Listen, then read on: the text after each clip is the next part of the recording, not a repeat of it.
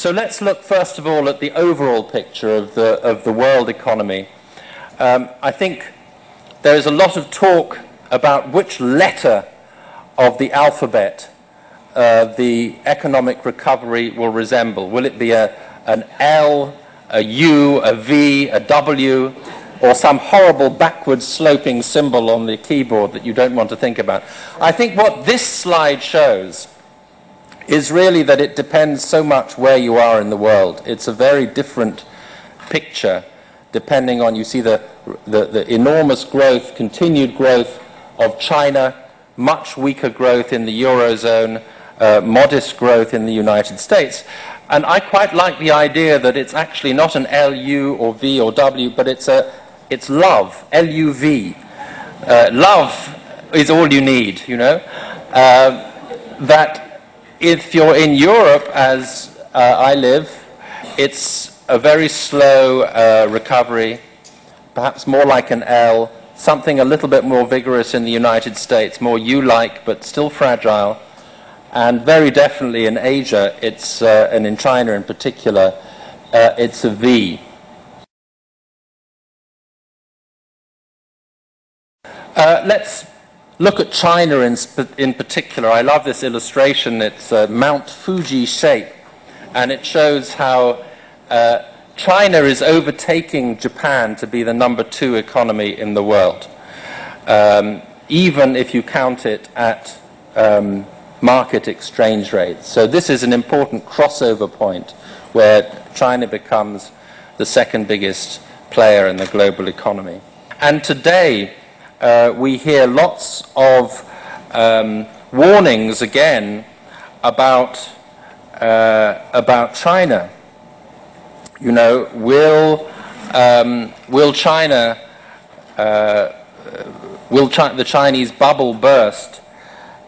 You hear that it's Dubai times 1,000 or worse, according to one much quoted statement. Well, is there really a big danger of a Chinese bubble? The Economist this week has a big analysis of this question, and The Economist falls squarely in the glass half full camp of analysis of China. The analysis this week points to all the reasons why China is different from Japan 20 years ago. Many, many differences, but to name just a few, it's a much poorer country still than Japan was then, so it has a much bigger potential for catch-up growth, for productivity gains.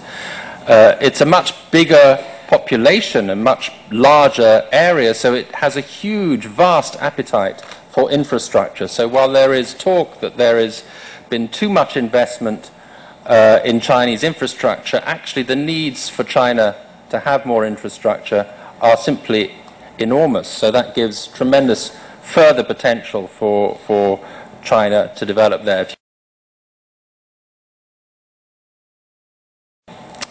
The United States, just to look at a rather unhappy George Washington there, this chart shows US wages, and it's one reason why the United States recovery is so difficult, because wage growth is very, very low in America. Wage is very depressed. So in such a situation, and at a time when American consumers are trying to shed their debt, it's going to be very difficult for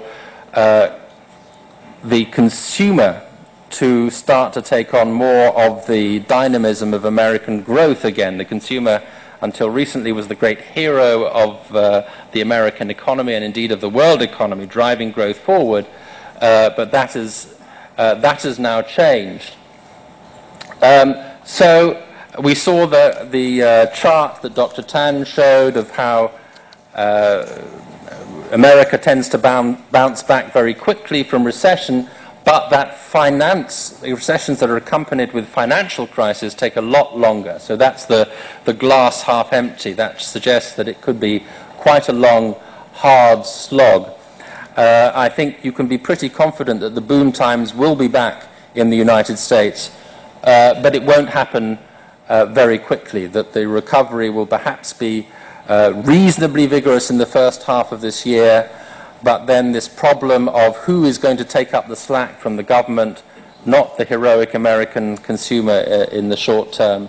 That means that maybe there will be a growth hiccup in America towards the end of this year and in 2011. In fact, my colleagues at the Economist Intelligence Unit forecast that growth this year will be 2.5%, but growth next year will only be 1.4%. So there'll be a slowing down before America starts to recover.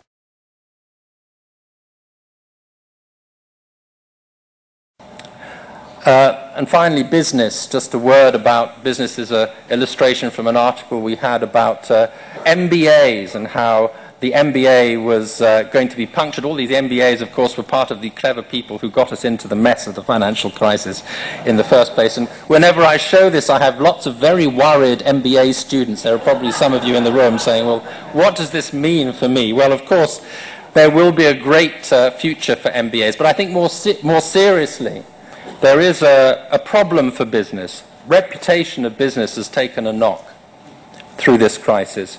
The financial sector in the first instance, but business more generally.